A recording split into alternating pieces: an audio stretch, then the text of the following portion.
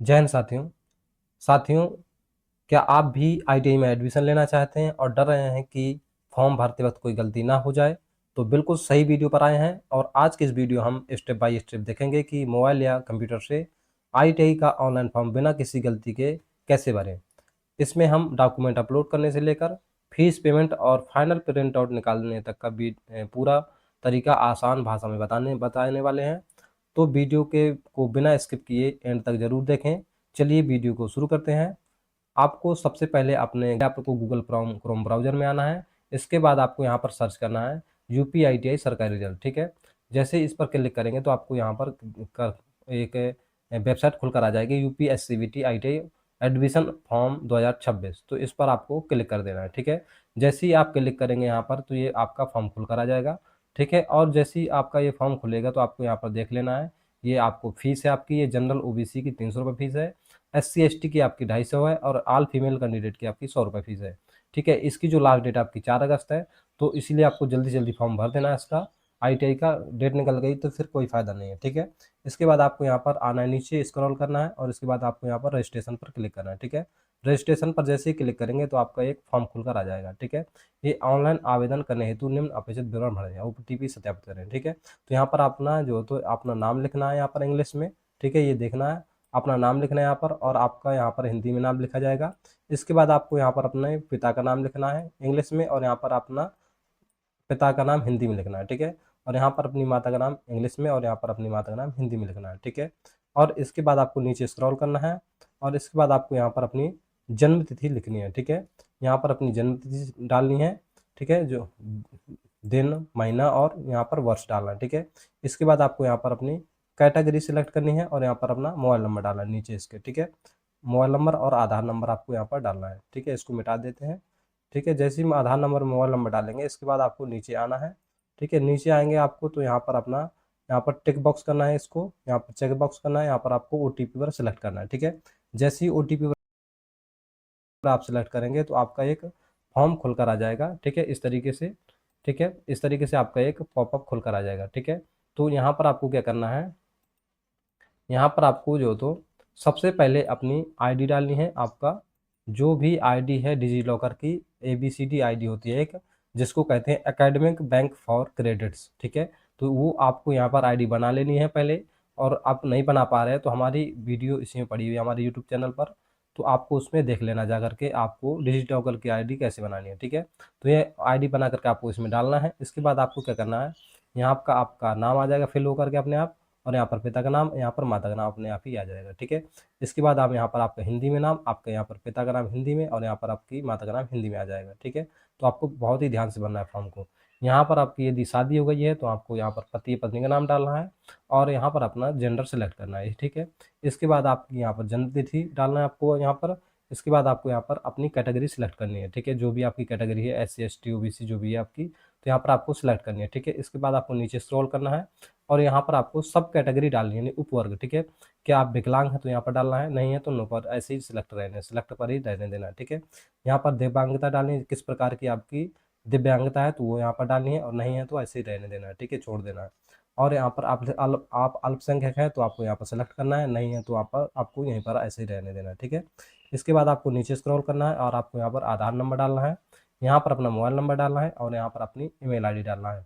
इसके बाद आपको यहाँ पर जो तो अपना निवास डालना है कि आप किस स्टेट से हैं। ठीक है, तो यहाँ पर डालना आपको सिलेक्ट करना है और यहाँ पर अपना ज़िला सिलेक्ट करना है। इसके बाद आपको नीचे आ जाना है और यहाँ पर आपका तहसील सिलेक्ट करनी है आपको और यहाँ पर अपना विकास खंड यानी गृह विकास खंड आपको सिलेक्ट यानी ब्लॉक सिलेक्ट करना है। ठीक है, और यहाँ पर आपको अपना पता डालना है। जैसे ये है आपका स्थायी पता। ठीक है, तो आपको यहाँ पर पता डालना है, स्थायी पता, आपका स्टेट और आपका जनपद, यहाँ पर आपका पिन कोड और यहाँ पर स्थायी मोबाइल नंबर आपको भरना है। ठीक है, वैसे ही आपको यहाँ पर पत्र व्यवहार का पता डालना है अपना और यहाँ पर आपको सेव एंड नेक्स्ट पर क्लिक कर देना है। ठीक है, जैसे ही सेव एंड नेक्स्ट पर क्लिक करेंगे तो यहाँ पर आपका ओके पर क्लिक कर देना है। ओके पर क्लिक करने के बाद आपको इस तरीके से आपका देखो ये कट गया सर्वर की वजह से। ठीक है, तो हमें दोबारा ही इसको डालना पड़ेगा मोबाइल नंबर। ठीक है, तो मोबाइल नंबर हम दोबारा डालते हैं। देखिए इस प्रकार आपको परेशान करेगी साइड, तो आपको परेशान नहीं होना है। ठीक है, मोबाइल नंबर डालना है, इसके बाद आपको अपनी इसकी जन्म तिथि डालनी है। जन्म तिथि डालने के बाद जैसे ही आप जन्म तिथि डालेंगे तो आपको यहाँ पर ईयर सेलेक्ट करना है। ये सेलेक्ट करने के बाद आपको यहाँ पर एस कैटेगरी सेलेक्ट करनी है और यहाँ पर आपको कैप्चा कोड डाल देना है। ठीक है, जैसे ही कैप्चा कोड डाल देंगे, ठीक है, तो यहाँ पर ये खुलकर आ जाएगा दोबारा से फॉर्म वो। ठीक है, ठीक है, ये देखिए कैप्चा कोड खुलकर फॉर्म खुल करके आ गया है। तो यहाँ पर हमें रुको 1 मिनट, ठीक है, 1 मिनट 1 मिनट, ठीक है।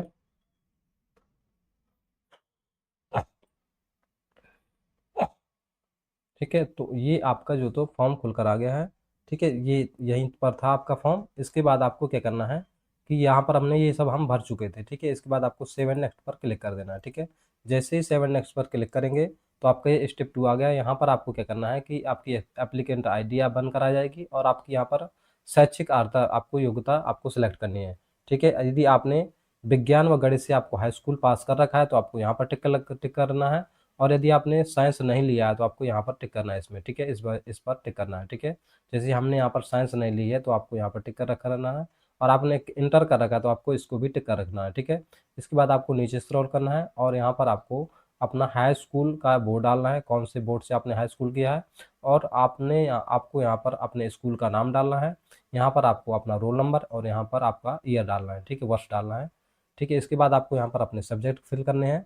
इसके बाद आपको आप यहाँ पर पूर्णांक और यहाँ पर आपके कितने नंबर आए थे आपको हाई स्कूल में, और यहाँ पर अपना परसेंटेज आ जाएगा अपने आप। ठीक है, इसके बाद आपको नीचे स्क्रॉल करना है और यदि आपने मैथ से किया है तो यहाँ पर अपना भरना है, नहीं किया है तो आपको छोड़ देना है। ठीक है, वैसे ऑप्शन नहीं खुलेगा।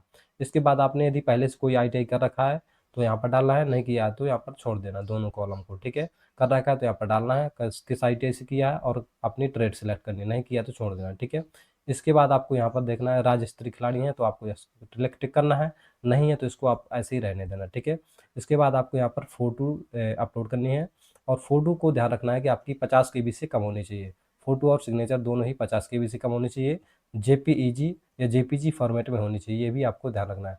यदि आपसे फोटो सिग्नेचर नहीं बन रहे, साइज नहीं बन रहा हो तो हमारी एक वीडियो है इसमें पड़ी हुई यूट्यूब चैनल पर, तो आप देख सकते हैं उसमें जा करके। ठीक है, हमने बता रखा है कि आप कैसे फोटो को रिसर्च कर सकते हैं, सिग्नेचर को रिसर्च कर सकते हैं, डॉक्यूमेंट को किस प्रकार से बना सकते हैं। ठीक है, इसके बाद आपको देख लेना, एक बार चेक कर लेना है फॉर्म को। इसके बाद आपको सेव एंड नेक्स्ट पर क्लिक कर देना है। ठीक है, जैसे ही ओके पर क्लिक करेंगे तो आप अगले पेज पर पहुंच जाएंगे।